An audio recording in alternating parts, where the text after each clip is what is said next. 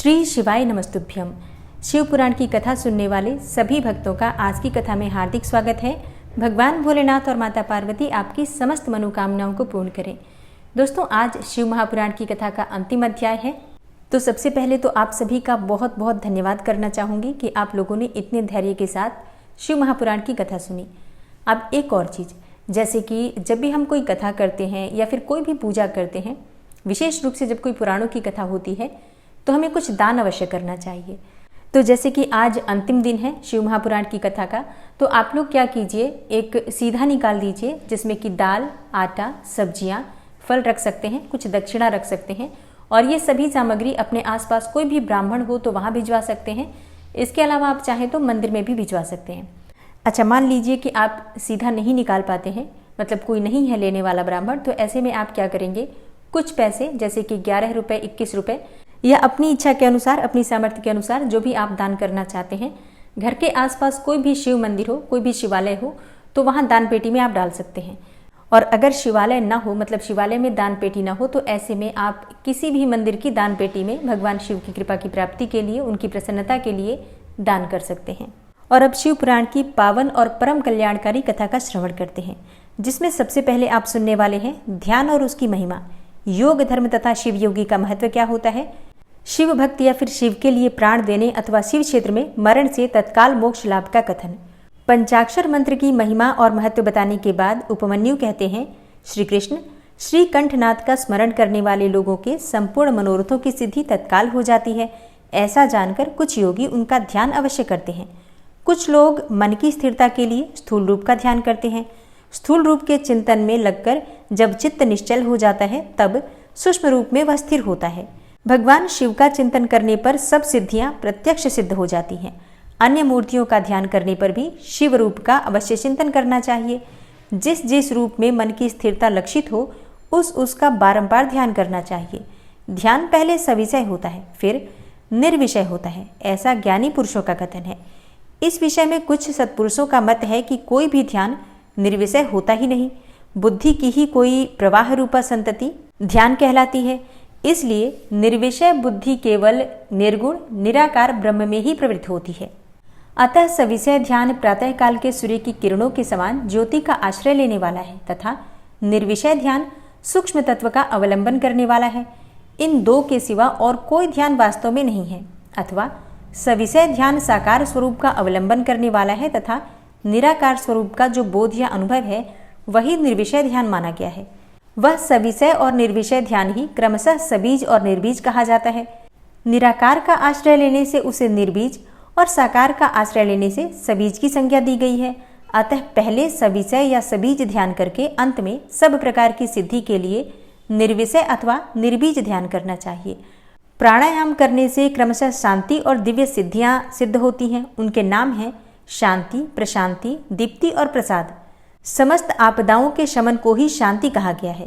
तम अर्थात अज्ञान का बाहर और भीतर से नाश ही प्रशांति है। बाहर और भीतर जो ज्ञान का प्रकाश होता है उसका नाम दीप्ति है तथा बुद्धि की जो स्वस्थता अर्थात आत्मनिष्ठता है उसी को प्रसाद कहा गया है। बाह्य और अभ्यंतर सहित जो समस्त करण हैं वे बुद्धि के प्रसाद से शीघ्र ही प्रसन्न अथवा निर्मल हो जाते हैं। ध्याता, ध्यान, ध्येय और ध्यान प्रयोजन, इन चार को जानकर ध्यान करने वाला पुरुष ध्यान करे। जो ज्ञान और वैराग्य से संपन्न हो, सदा शांत चित्त रहता हो, श्रद्धालु हो और जिसकी बुद्धि प्रसाद गुण से युक्त हो, ऐसे साधक को ही सत्पुरुषों ने ध्याता कहा है। ध्येय चिंतायाम, यह धातु है, इसका अर्थ है चिंतन। भगवान शिव का बारंबार चिंतन ही ध्यान कहलाता है। जैसे थोड़ा सा भी योगाभ्यास पाप का नाश कर देता है, उसी तरह क्षण मात्र भी ध्यान करने वाले पुरुष के सारे पाप नष्ट हो जाते हैं। श्रद्धापूर्वक विक्षेप रहित चित्त से परमेश्वर का जो चिंतन है उसी का नाम ध्यान है। बुद्धि के प्रवाह रूप ध्यान का जो आलंबन या आश्रय है उसी को साधु पुरुष ध्येय कहते हैं और स्वयं सांब सदाशिव ही वह ध्येय है। मोक्ष सुख का पूर्ण अनुभव और अणिमा आदि ऐश्वर्य की उपलब्धि ये पूर्ण शिव ध्यान के साक्षात प्रयोजन कहे गए हैं। ध्यान से सौख्य और मोक्ष दोनों की प्राप्ति होती है। इसलिए मनुष्य को सब कुछ छोड़कर ध्यान में लग जाना चाहिए। बिना ध्यान के ज्ञान नहीं होता और जिसने योग का साधन नहीं किया है उसका ध्यान सिद्ध नहीं होता। जिसे ध्यान और ज्ञान दोनों प्राप्त है उसने भवसागर को पार कर लिया।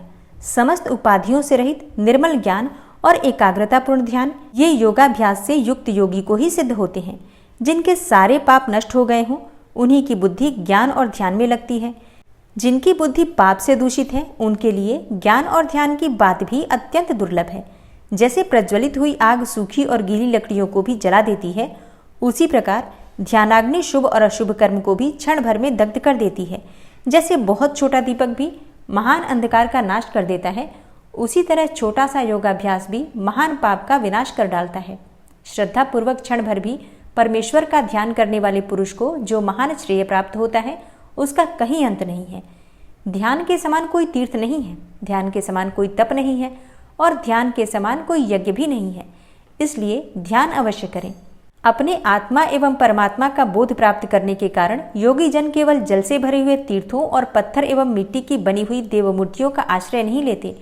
वे आत्मतीर्थ में अवगाहन करते हैं और आत्मदेव के ही भजन में लगे रहते हैं। जैसे अयोगी पुरुषों को मिट्टी और काठ आदि की बनी हुई स्थूल मूर्तियों का प्रत्यक्ष होता है, उसी तरह योगियों को ईश्वर के सूक्ष्म स्वरूप का प्रत्यक्ष दर्शन होता है।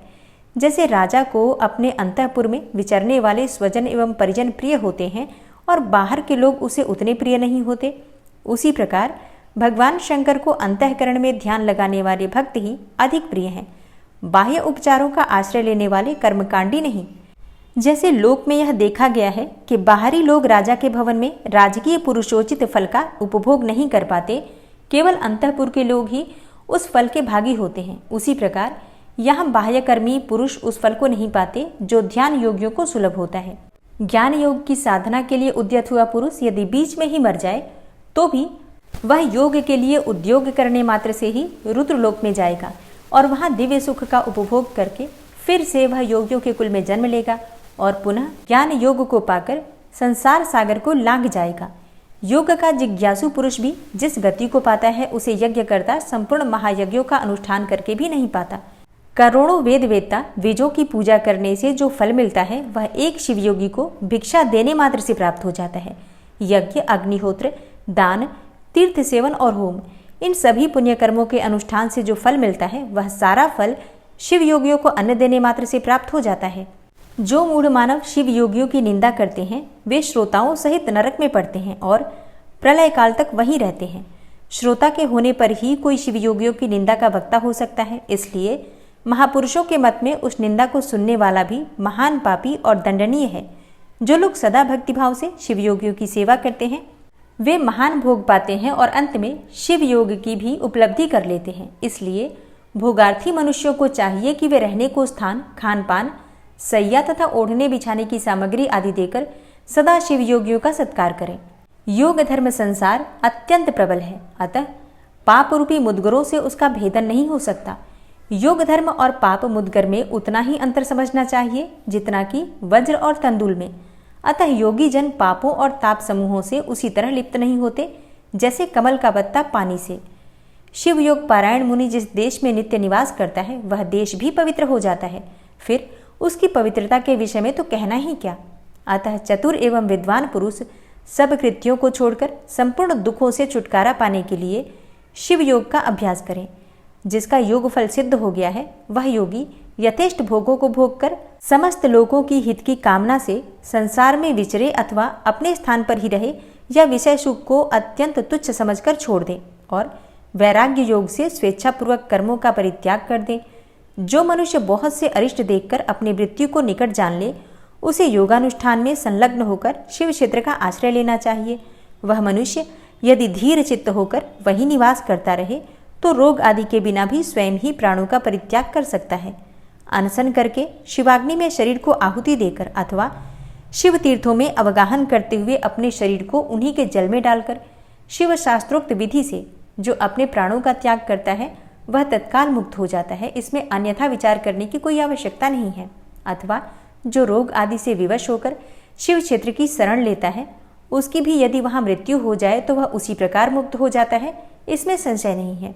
इसलिए लोग अनशन आदि से शिव क्षेत्र में श्रेष्ठ मरण की कामना करते हैं, क्योंकि शास्त्र पर विश्वास करके धीर हुए मन से उनके द्वारा इस तरह की मृत्यु स्वीकार की जाती है। जो शिव के लिए अथवा शिव भक्तों के लिए प्राण त्याग करता है उसके समान दूसरा कोई मनुष्य मुक्ति मार्ग पर स्थित नहीं है। इस कारण इस संसार मंडल से उसकी शीघ्र मुक्ति हो जाती है। इनमें से किसी एक उपाय का किसी तरह भी अवलंबन करके अथवा विधिवत सदत्व शुद्धि को प्राप्त होकर यदि कोई मनुष्य मरता है तो उसका अन्य पशुओं और प्राणियों के समान यहाँ और्ध्वदेहिक संस्कार नहीं करना चाहिए। विशेषतः उसके पुत्र आदि को उसके मरने से अशौच की प्राप्ति नहीं होती। ऐसे पुरुष के मृत शरीर को धरती में गाड़ दें या पवित्र अग्नि से जला दें या शिव स्वरूप जल में डाल दें अथवा काठ या मिट्टी के ढेले की भांति कहीं भी फेंक दें, सब उसके लिए बराबर है। यदि ऐसे पुरुष के उद्देश्य से कोई भी कर्म करने की इच्छा हो तो दूसरों का कल्याण ही करें और अपनी शक्ति के अनुसार शिव भक्तों को तृप्त करें। ऐसे मनुष्य के धन को शिव भक्त ही ग्रहण करें और यदि उसकी संतति शिव भक्त हो तो वह भी ग्रहण कर सकती है। लेकिन यदि ऐसा संभव न हो तो उसका धन भगवान शिव को ही समर्पित कर दें, परंतु उसकी पशु संतति अर्थात शिव भक्तिहीन संतान उस धन को ग्रहण न करें। मतलब शिव पुराण के अनुसार कोई भी शिव भक्त अगर मरता है तो उसकी मृत्यु के बाद उसकी संपत्ति पर अधिकार शिव भक्तों का ही होता है। अगर उसकी संतति शिव भक्त हो तो अत्यंत ही श्रेष्ठ है, संतति वो ग्रहण कर सकती है। मतलब उस धन का उपयोग उसकी संतान तभी कर सकती है जब वो शिव भक्त हो। लेकिन शिव पुराण के इस अध्याय के साथ ये भी सिद्ध होता है कि अगर संतान शिव भक्त ना हो, नास्तिक हो, आस्तिक ना हो, ईश्वर में उसकी आस्था ना हो, तो ऐसे में उसकी संपत्ति पर उसकी संतान का भी कोई अधिकार नहीं होता है। फिर उस संपत्ति को किसी शिव मंदिर में या किसी शिव भक्त को ही दे देना चाहिए।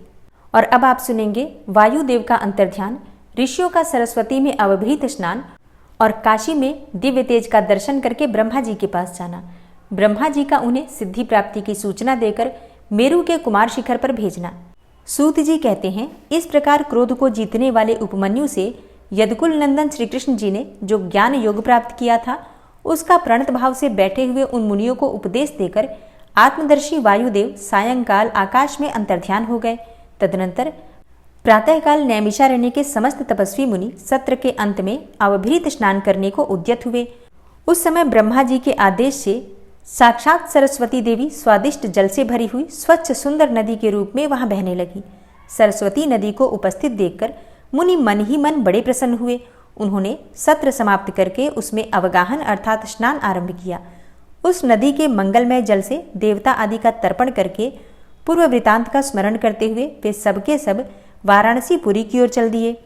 उस समय हिमालय के चरणों से निकलकर दक्षिण की ओर बहने वाली भागीरथी का दर्शन करके उन ऋषियों ने उसमें स्नान किया और भागीरथी के ही किनारे का मार्ग पकड़कर वे आगे बढ़े।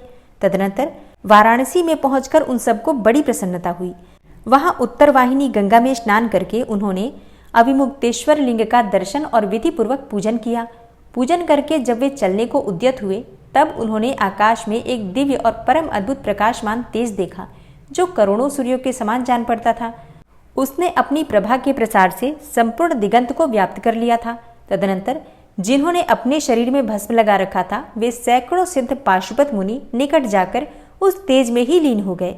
उन तपस्वी महात्माओं के इस प्रकार लीन हो जाने पर वह तेज तत्काल अदृश्य हो गया। वह एक अद्भुत सी घटना घटित हुई। उस महान आश्चर्य को देखकर वे नैमिषारण्य के निवासी महर्षि यह क्या है इस बात को न जानते हुए ब्रह्मवन को चले गए।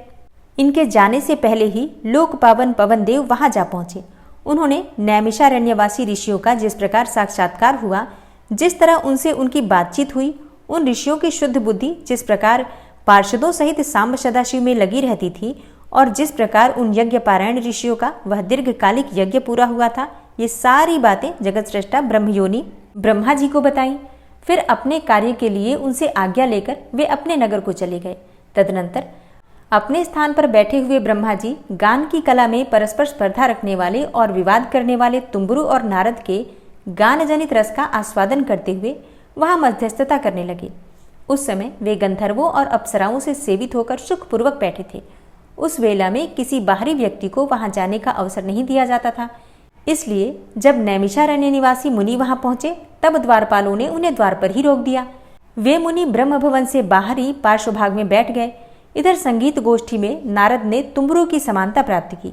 तब परमेष्ठी ब्रह्मा ने उन्हें तुम्बुरु के साथ रहने की आज्ञा दी और वे पारस्परिक स्पर्धा को त्याग कर तुम्बुरु के परम मित्र हो गए। तत्पश्चात गंधर्वों और अप्सराओं से घिरे हुए नारद नकुलेश्वर महादेव को वीणा गान सुनाकर संतुष्ट करने के लिए तुम्बुरु के साथ ब्रह्म भवन से उसी प्रकार निकले जैसे मेघों की घटा से सूर्यदेव बाहर निकलते हैं। उस समय मुनिवर नारद को देखकर उन 6 कुलों में उत्पन्न हुए ऋषियों ने प्रणाम किया और बड़े आदर के साथ ब्रह्मा जी से मिलने का अवसर पूछा। नारद जी का चित्त दूसरी ओर लगा था और वे बड़ी उतावली में थे, अतः उनके पूछने पर बोले, यही अवसर है, आप लोग भीतर जाइए। यह कहते हुए वे चले गए। तदनंतर द्वारपालों ने ब्रह्मा जी को उन ऋषियों के आगमन की सूचना दी। उनकी आज्ञा पाकर वे सब एक साथ ब्रह्मा जी के भवन में प्रविष्ट हुए। भीतर जाकर उन्होंने दूर से ही दंड की भांति पृथ्वी पर गिरकर ब्रह्मा जी को प्रणाम किया। फिर उनका आदेश पाकर वे ऋषि उनके पास गए और चारों ओर से उन्हें घेर कर बैठ गए। उन्हें वहां बैठा देखकर कमलासन ब्रह्मा ने उनका कुशल समाचार पूछा और बताया कि मुझे तुम लोगों का सारा वृतांत ज्ञात हो चुका है, क्योंकि वायुदेव ने ही यहाँ सब कुछ कहा है। अब तुम बताओ, जब वायुदेव तुम्हें कथा सुनाकर अदृश्य हो गए तब तुमने क्या किया? देवेश्वर ब्रह्मा के इस प्रकार पूछने पर उन मुनियों ने अवभृत स्नान के पश्चात गंगा तीर्थ में जाने, वाराणसी की यात्रा करने और वहां देवेश्वरों द्वारा स्थापित शिवलिंगों और अभिमुक्तेश्वर लिंग के भी दर्शन पूजन करने, आकाश में महान तेजपुंज के दिखाई देने और कतिपय महर्षियों के उसमें लीन होने तथा फिर से उस तेज के अदृश्य हो जाने की सब बातें ब्रह्मा जी से विस्तार पूर्वक उन्हें बारंबार प्रणाम करके कही। साथ ही यह भी बताया कि हम अपने मन में बहुत विचार करने पर भी उस तेज को ठीक ठीक न जान सके। मुनियों का कथन सुनकर विश्वस्रष्टा चतुर्मुख ब्रह्मा ने किंचित सिर हिलाकर गंभीर वाणी में कहा, महर्षियों, तुम्हें परम उत्तम पारलौकिक सिद्धि प्राप्त होने का अवसर आ रहा है। तुमने दीर्घकालिक सत्र द्वारा चिरकाल तक प्रभु की आराधना की है, इसलिए वे प्रसन्न होकर तुम लोगों पर कृपा करने को उत्सुक हैं। उस तेजपुंज के दर्शन की जो घटना घटित हुई है उससे यही बात सूचित होती है। तुमने वाराणसी में आकाश के भीतर जो दीप्तिमान दिव्य तेज देखा था वह साक्षात ज्योतिर्मय लिंग ही था। उसे महेश्वर का उत्कृष्ट तेज समझो। उस तेज में श्रौत और पाशुपत व्रत का पालन करने वाले मुनि जो स्वधर्म में पूर्णतः निष्ठा रखने वाले थे और अपने पाप को दग्ध कर चुके थे, वे लीन हुए हैं। लीन होकर वे स्वस्थ एवं मुक्त हो गए हैं और इसी मार्ग से तुम्हें भी शीघ्र ही मुक्ति प्राप्त होने वाली है। तुम्हारे देखे हुए उस तेज से यही बात सूचित होती है। तुम्हारे लिए यह वही समय दैववश स्वयं उपस्थित हो गया है। तुम मेरु पर्वत के दक्षिण शिखर पर जहाँ देवता रहते हैं जाओ और वहीं मेरे पुत्र सनत कुमार जो उत्कृष्ट मुनि हैं निवास करते हैं। वे वहाँ साक्षात भूतनाथ नंदी के आगमन की प्रतीक्षा में हैं। पूर्व काल की बात है, सनत कुमार अज्ञानवश अपने को सब योगियों का शिरोमणि मानने लगे थे, इसलिए दुर्विनीत हो गए थे। यही कारण है कि उन्होंने किसी समय परमेश्वर शिव को सामने देखकर भी उनके लिए उचित अभ्युत्थान आदि सत्कार नहीं किया। वे अपने स्थान पर निर्भय बैठे रहे। उनके इस अपराध से कुपित होकर नंदी ने उन्हें बहुत बड़ा ऊंट बना दिया। तब उनके लिए मुझे बड़ा शोक हुआ और मैंने दीर्घकाल तक महादेव और महादेवी की उपासना करके नंदी से भी बड़ी अनुनय विनय की। इस प्रकार प्रयत्न करके किसी तरह उनके ऊंट की योनि से छुटकारा दिलवाया और उन्हें पूर्ववत सनत कुमार रूप की प्राप्ति कराई। उस समय महादेव जी ने मुस्कुराते हुए से अपने गणाध्यक्ष नंदी से कहा, अनग, सनत कुमार मुनि ने मेरी ही अवहेलना करके अपना वैसा अहंकार प्रकट किया था, अतः तुम ही उनको मेरे यथार्थ स्वरूप का उपदेश दो। ब्रह्मा का ज्येष्ठ पुत्र मूढ़ की भांति मेरा स्मरण कर रहा है, अतः मैंने ही उसको तुम्हें शिष्य के रूप में दिया है। तुमसे उपदेश पाकर वह मेरे ज्ञान का प्रवर्तक होगा और वही तुम्हारा धर्माध्यक्ष के पद पर अभिषेक करेगा। महादेव जी के ऐसा कहने पर समस्त भूत गणों के अध्यक्ष नंदी ने प्रातःकाल मस्तक झुकाकर स्वामी की वह आज्ञा सिरोधार्य की तथा सनत कुमार भी मेरी आज्ञा से इस गणराज नंदी को प्रसन्न करने के लिए मेरु पर दुष्कर तपस्या कर रहे हैं। गणाध्यक्ष नंदी के समागम से पहले ही तुम लोग सनत कुमार से मिलो, क्योंकि उन पर कृपा करने के लिए नंदी शीघ्र ही वहां आएंगे। विश्वयोनि ब्रह्मा के इस प्रकार शीघ्र आदेश देकर भेजने पर वे मुनि मेरु पर्वत के दक्षिणवर्ती कुमार शिखर पर गए। और अब आप सुनेंगे मेरुगिरी के स्कंद सरोवर के तट पर मुनियों का सनत कुमार जी से मिलना, भगवान नंदी का वहां आना और दृष्टिपात मात्र से पास छेदन एवं ज्ञान योग का उपदेश करके चला जाना। शिव पुराण की महिमा तथा ग्रंथ का उपसंहार। सूत जी कहते हैं, वहां मेरु पर्वत पर सागर के समान एक विशाल सरोवर है जिसका नाम स्कंदसर है। उसका जल अमृत के समान स्वादिष्ट, शीतल, स्वच्छ, अगाध और हल्का है। वह सरोवर सब ओर से स्फटिक मणि के शिलाखंडों द्वारा संगठित हुआ है। उसके चारों ओर सभी ऋतुओं में खिलने वाले फूलों से भरे हुए वृक्ष उसे आच्छादित किए रहते हैं। उस सरोवर में सेवार, उत्पल, कमल और कुमुद के पुष्प तारों के समान शोभा पाते हैं और तरंगें बादलों के समान उड़ती रहती हैं, जिससे जान पड़ता है कि आकाश ही भूमि पर उतर आया है।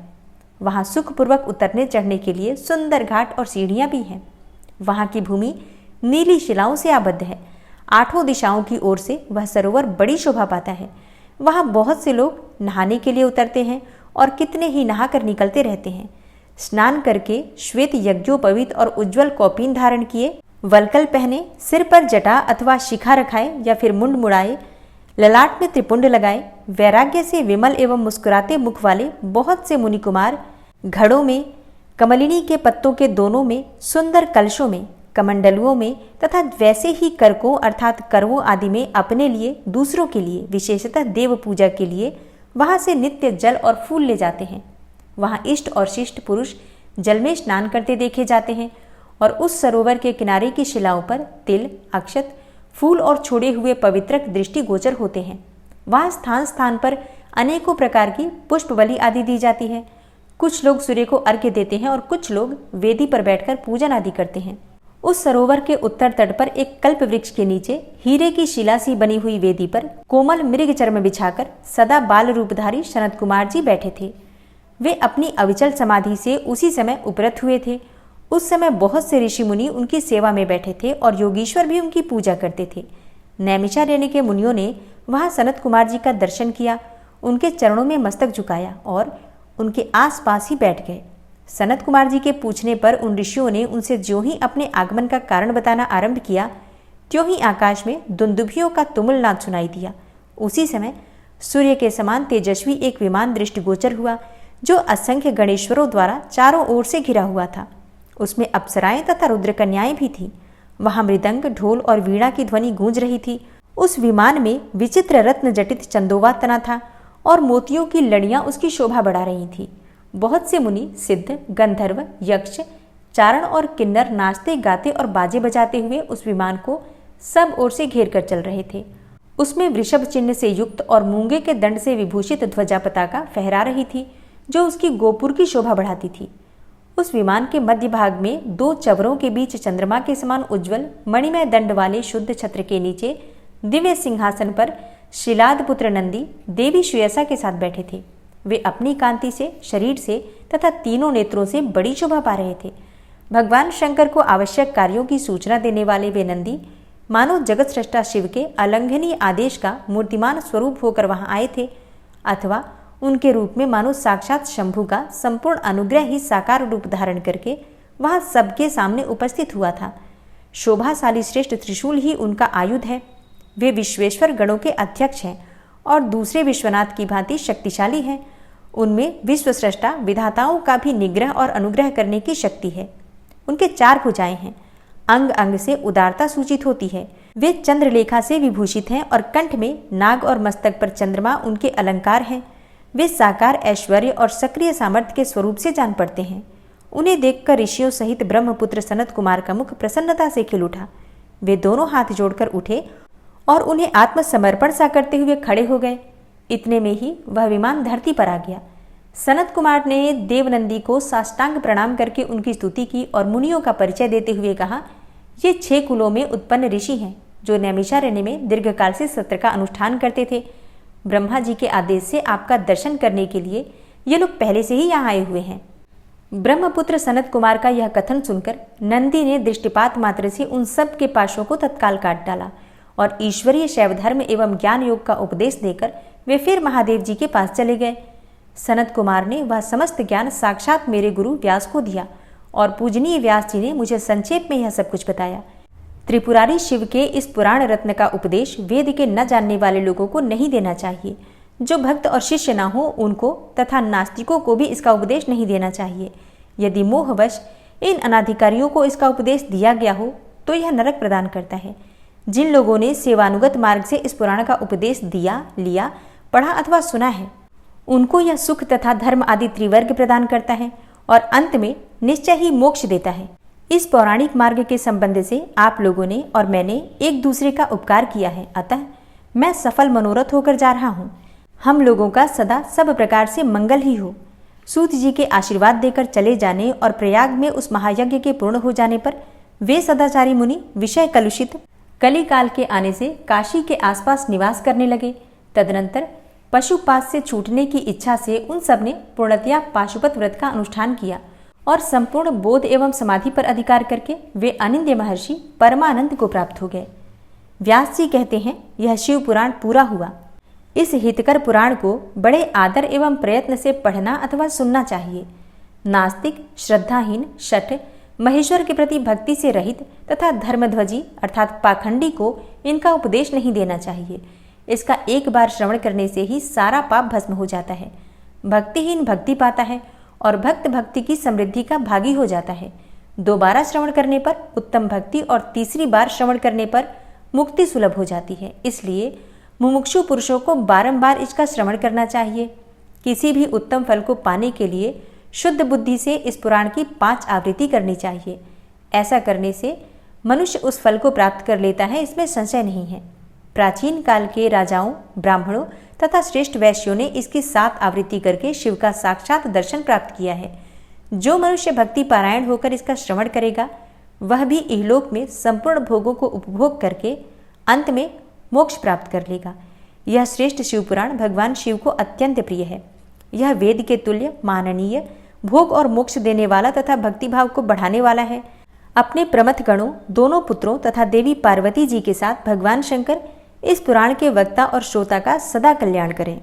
वायवीय संहिता संपूर्ण हुई। शिव पुराण संपूर्ण रूप से शिव पुराण की कथा का पाठ आपने सुना। आप सभी का दिल से आभार।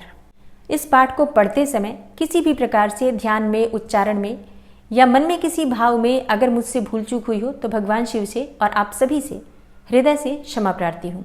और कथा समाप्त होने के बाद आरती अवश्य करनी चाहिए। तो अब आप सुनेंगे भगवान शिव और माता पार्वती की आरती। ओम जय शिव ओमकारा, प्रभु हर शिव ओमकारा, ब्रह्मा विष्णु सदा शिव अर्धांगी धारा। ओम जय शिव ओमकारा, एकानन चतुरानन पंचानन राजे, हंसानन गरुड़ासन वृषवाहन साजे। ओम जय शिव ओमकारा, 2 भुज 4 चतुर्भुज 10 भुज अति सोहे, त्रिगुण रूप निरखता त्रिभुवन जन मोहे। ओम जय शिव ओमकारा, अक्षमाला बनमाला मुंडमाला धारी, त्रिपुरारी कंसारी करमाला धारी। ओम जय शिव ओमकारा, श्वेतांबर पीतांबर भागंबर अंगे, सनकादिक गरुड़ादिक भूतादिक संगे। ओम जय शिव ओमकारा, कर के मध्य कमंडल चक्र त्रिशूलधारी, सुखकारी दुखहारी जगपालनकारी। ओम जय शिव ओमकारा, ब्रह्मा विष्णु सदा शिव जानत अविवेका, प्रणवाक्षर में शोभित ये तीनों एका। ओम जय शिव ओमकारा, लक्ष्मी व सावित्री पार्वती संगा, पार्वती अर्धांगी शिवलहरी गंगा। ओम जय शिव ओमकारा, पर्वत सोहे पार्वती और शंकर कैलाशा, भांग धतूर का भोजन भस्मी में वासा। ओम जय शिव ओमकारा, जटा में गंग बहत है गलमुंडन माला, शेष नाग लिपटावत ओढ़त मृग छाला। ओम जय शिव ओमकारा, काशी में विराजे विश्वनाथा नंदी ब्रह्मचारी, नित उठ दर्शन पावत महिमा अति भारी। ओम जय शिव ओमकारा। त्रिगुण स्वामी जी की आरती, त्रिगुण स्वामी जी की आरती जो कोई नर गावे। कहत शिवानंद स्वामी सुख संपत्ति पावे। ओम जय शिव ओमकारा। ओम जय शिव ओमकारा। प्रभु हर शिव ओमकारा। ब्रह्मा विष्णु सदा शिव अर्धांगी धारा। ओम जय शिव ओमकारा। प्रेम से बोलिए भगवान भोलेनाथ की जय, माता पार्वती की जय।